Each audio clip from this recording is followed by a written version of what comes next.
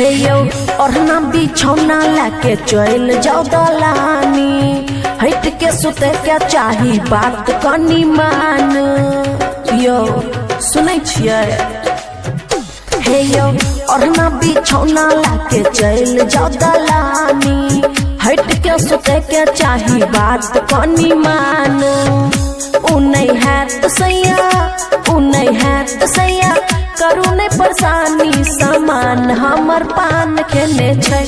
यो सैया जी, यो राजा जी, सामान हमर पान खेने छै। सामान हमर पान खेने छै।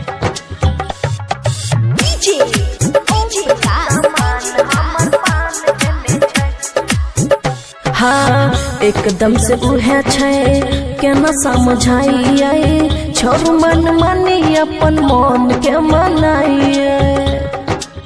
यो सुनू न, हाँ हाँ एकदम से उहे छै, केना समझाइए छोरू मन मानी अपन मन के मनाइए। सब कुछ जाने छी, सब कुछ जाने छी, करू नहीं नदानी सामान हमर पान खेने छै। यो सैया जी सामान हमर पान खेने छै।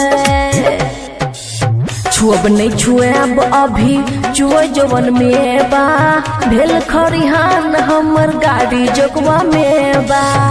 झूठे कहने छी, झूठे कहने छी, हमारा हरानी सामान हमर पान खेने छै। यो सैया जी सामान हमर पान खेने छै।